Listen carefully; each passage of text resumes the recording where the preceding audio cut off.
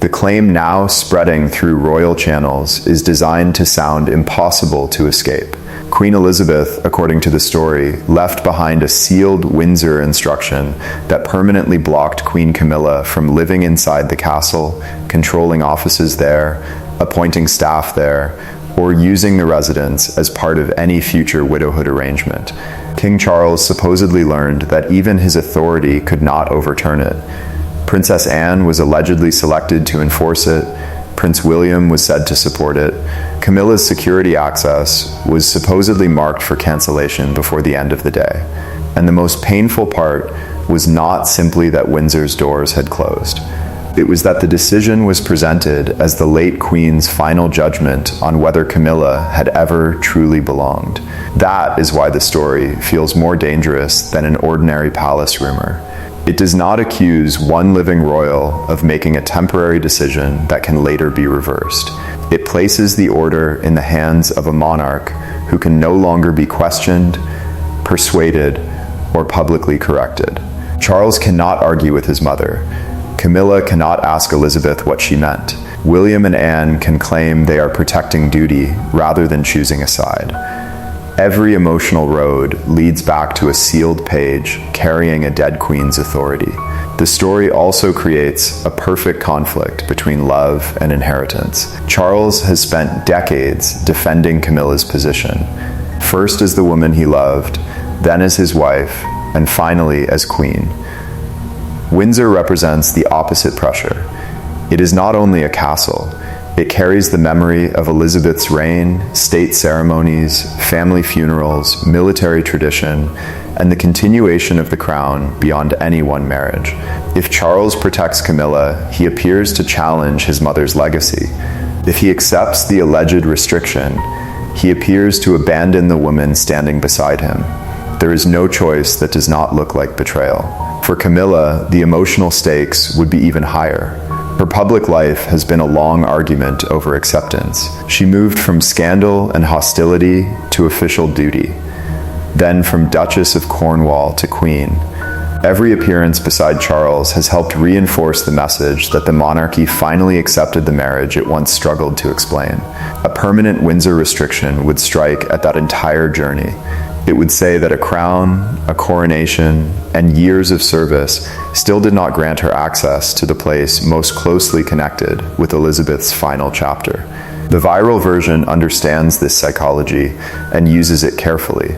It claims Camilla first thought the restriction concerned ceremonial positioning, only to learn that it allegedly covered overnight stays, private apartments, staff appointments, communications, and future residence. It adds an access card placed on a polished table because viewers can instantly understand the symbol.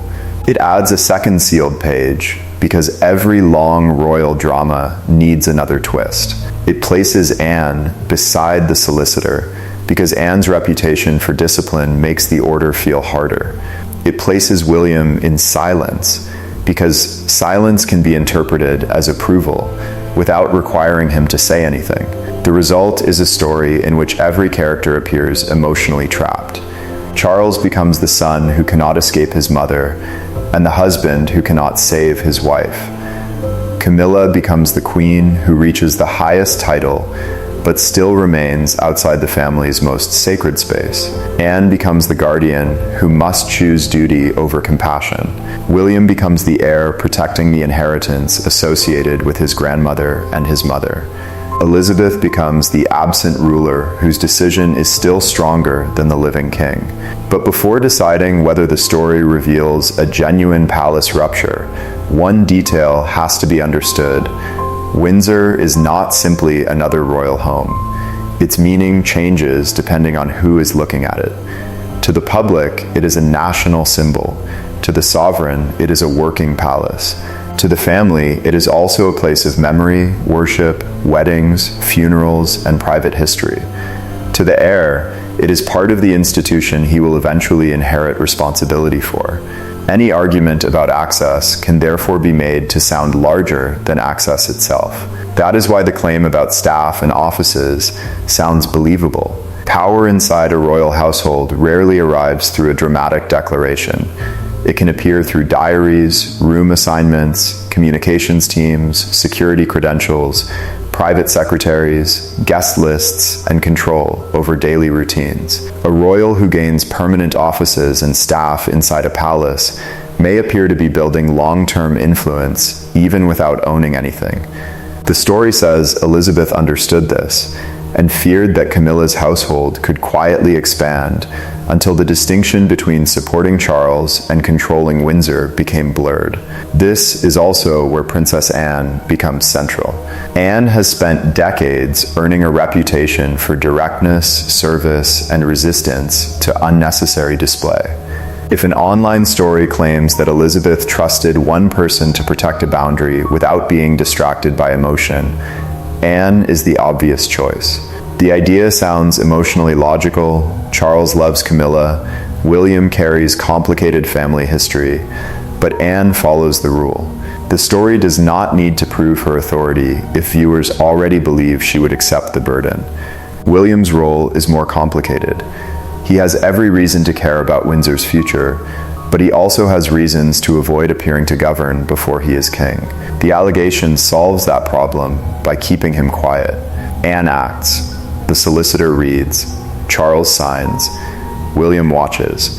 His silence then becomes whatever the viewer wants it to become. Loyalty to Elizabeth, loyalty to Diana, suspicion of Camilla, or preparation for a stricter monarchy. The conflict gains even more power because Camilla's future after Charles is genuinely uncertain. Her current authority comes from being married to the reigning king. She is not the sovereign, and she is not in the line of succession. When William becomes king, her official position will change. Questions about residence, security, staff, patronages, public funding, and future duties will eventually have to be answered. A story claiming Elizabeth settled all of that in advance turns uncertainty into a final verdict. That verdict is especially attractive to viewers who believe Camilla was accepted publicly but never trusted privately. The late Queen's public behavior was measured and cautious for years. She did not attend Charles and Camilla's civil ceremony, though she did attend the religious service and reception at Windsor. Camilla's title was handled carefully. Public acceptance grew slowly. The story takes those real complexities and connects them to a hidden punishment. It says Elizabeth smiled in public while protecting Windsor in private. There is also the lasting shadow of Diana. For many viewers, any conflict involving Camilla is never only about the current queen. It is about the Wales marriage, Charles's choices, William's childhood, and the sense that the institution protected itself while Diana carried the damage publicly. A permanent Windsor ban gives those viewers the ending they never received. Elizabeth delivers judgment. William protects the future. Camilla loses the one symbol that might have completed her acceptance. The alleged East Terrace incident makes the story even more emotionally satisfying. Camilla is said to have approved rooms and staff before receiving formal permission. Elizabeth supposedly learned about it and interpreted the move as succession before surrender. Whether or not such an incident occurred, the narrative works because it reduces a complicated institutional question to one visual conflict, one queen still living, another woman preparing to occupy her space, and a room assignment becoming a declaration of power. Contingency planning then becomes proof of conspiracy. Palaces naturally prepare alternative arrangements for weather, illness, security, travel disruption, and changing schedules. But in the viral version, backup plans are not professional preparation. They are evidence that officials expected Camilla to resist. A replacement office is treated as a secret trap. A staffing review becomes a dismantling operation. A security update becomes an exile. That language matters. Camilla is not described as using another residence. She is barred. Staff are not reassigned. They are removed. Charles does not review a household arrangement. He is forced to surrender. Anne does not advise. She enforces. William does not prepare for succession. He protects the inheritance. Every practical action is translated into conflict, because conflict keeps the audience waiting for a final winner. The emotional battle would not stop with a question of rooms. If Charles accepted the restriction, Camilla could reasonably see it as proof that his promises had limits. He had spent years assuring the public that she belonged beside him, but the moment his mother's memory challenged that place, he would appear to retreat. If he rejected it, Anne and William could be portrayed as believing that Charles had placed marriage above inheritance. The castle would become the line separating the current king from the family expected to carry the crown after him. Anne's alleged position creates the sharpest family conflict.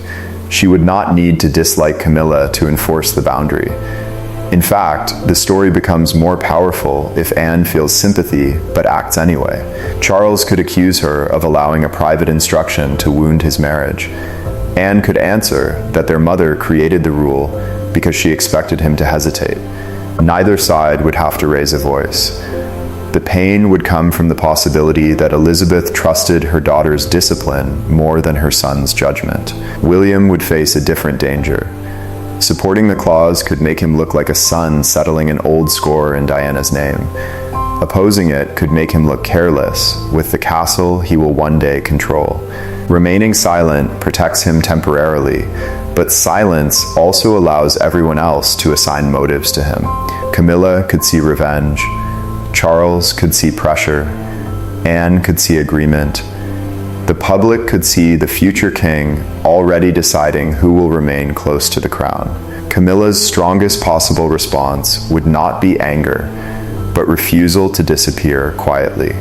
She could insist that years of service, a coronation, and the late queen's public endorsement mattered more than an unseen page. She could argue that Windsor belongs to the living monarchy, not to unresolved judgments frozen in the past.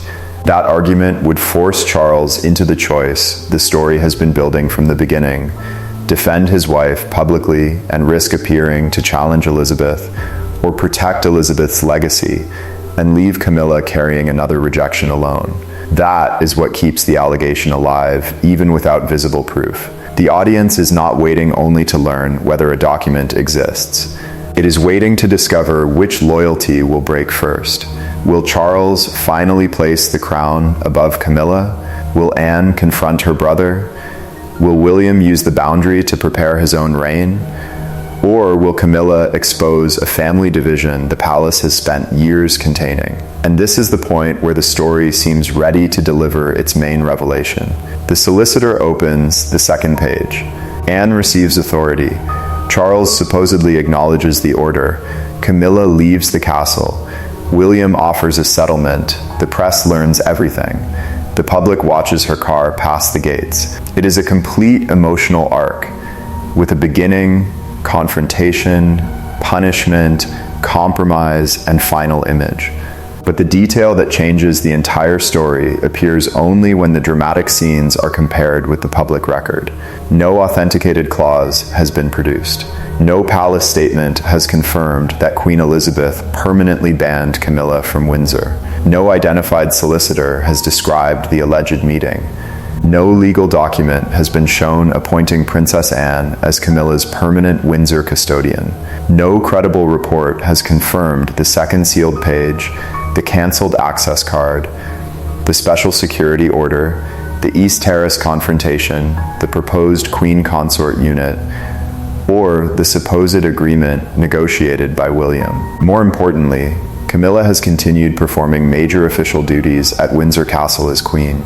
In September 2025, Charles and Camilla welcomed the President and First Lady of the United States at Windsor, joined the carriage procession, attended the state banquet, and returned for the formal farewell.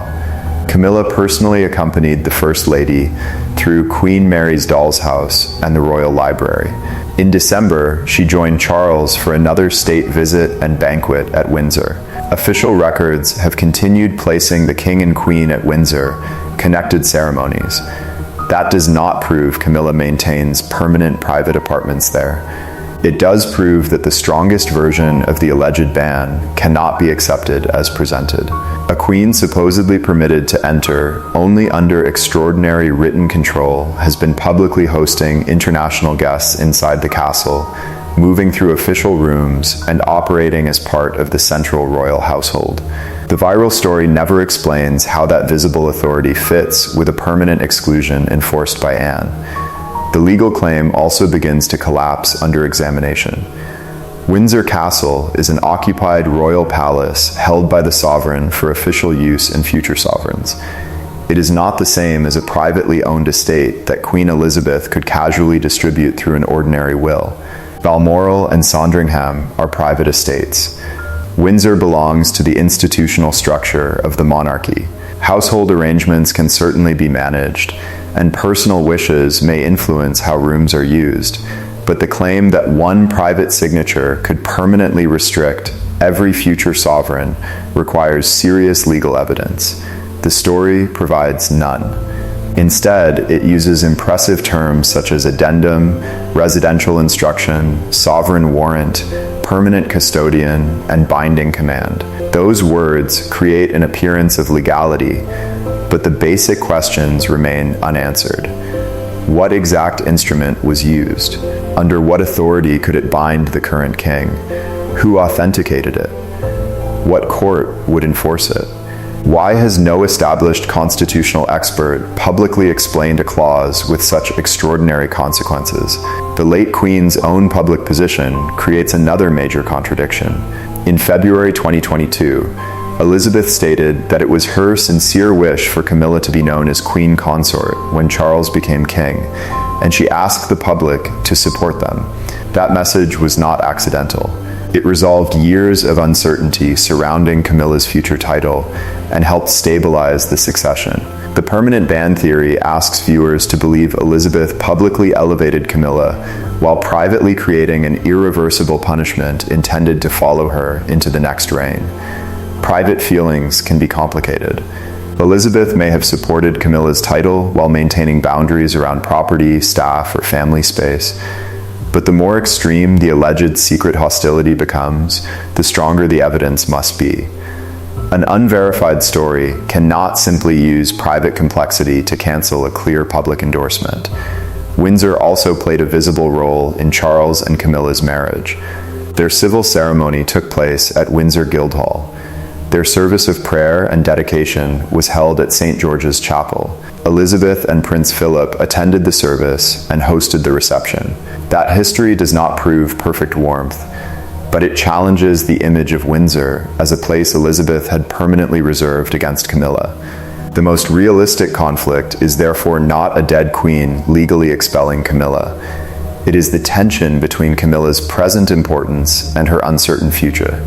She is queen now, but her role is tied to Charles. William and Catherine are not in control now, but the future is moving toward them. Anne remains influential, but she does not hold a publicly established veto over the sovereign's wife. Windsor belongs to the continuing crown, which means every generation must eventually surrender control to the next. That structural tension is real enough to create difficult private discussions.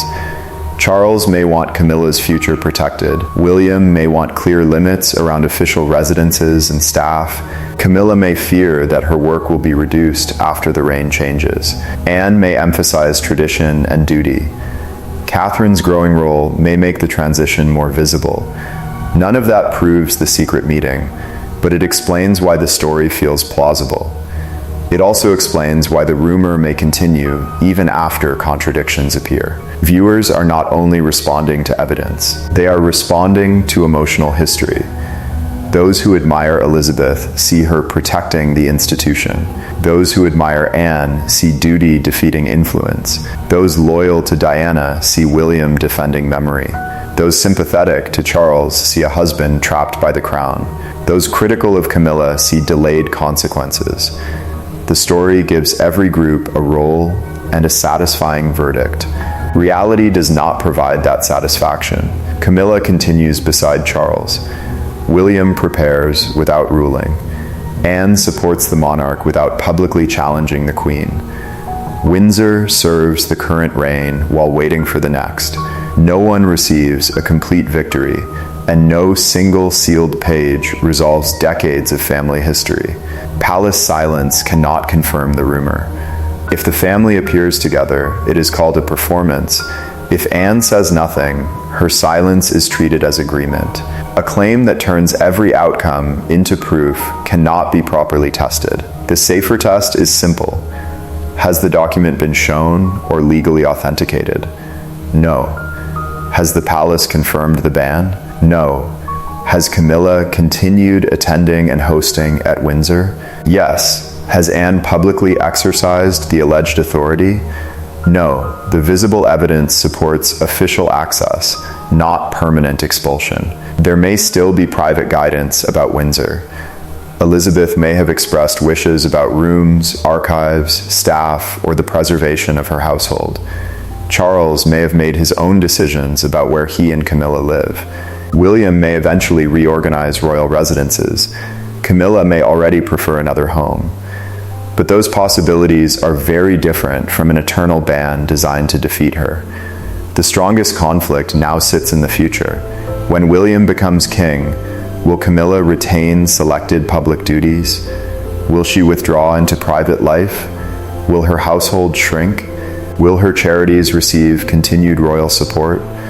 Will she remain welcome at Windsor for family and state occasions? Will Charles leave arrangements that William feels obliged to respect?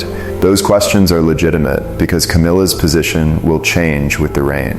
What should not happen is pretending those future decisions have already been settled by a document no one has seen. The monarchy plans carefully, but it also preserves flexibility. Health, family relationships, security, finances, and public needs can change. An incoming sovereign normally requires room to manage the new reign. A permanent instruction preventing every future adjustment would be constitutionally and practically extraordinary. Charles has another reason to resist such a public humiliation. Camilla's status is part of his own legitimacy. Elizabeth's public endorsement helped prepare the country for the current reign. If Charles accepted a secret judgment portraying his wife as untrustworthy, it would damage him as much as her. It would suggest his mother believed he needed Anne and William to control his household. A rupture of that scale would likely produce substantial, credible reporting. Instead, the public record shows Charles and Camilla continuing as a royal partnership. It shows William and Catherine becoming more visible. It shows Anne remaining dependable. It shows Windsor operating as a state palace rather than a private prize. That may be less explosive than a sealed punishment, but it is the real transition unfolding in front of the country. The final verdict is clear. There is no credible public evidence that Queen Elizabeth permanently revoked Camilla's Windsor access, prohibited her from staying there, appointed Anne as legal enforcer, or prevented Charles and every future sovereign from altering the arrangement. The public evidence shows Camilla continuing to carry out important duties at Windsor as queen.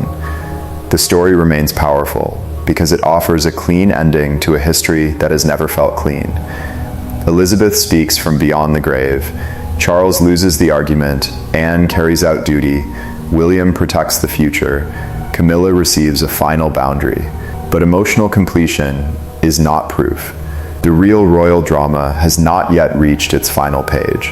It will come when the present reign ends, and William must decide how the monarchy treats his father's widow, how Windsor is used, and how the institution separates respect for Charles from the identity of a new reign. Till then, the alleged permanent ban remains an unverified story built around a future decision that has not publicly been made.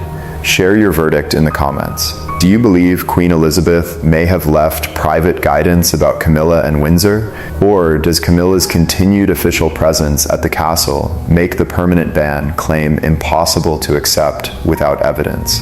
And when William eventually becomes king, should Camilla retain a visible royal role, or should the new reign draw a firm boundary around the future crown? Subscribe to the Windsor Brief for more palace conflict, royal decisions, and careful analysis of the stories shaping the monarchy.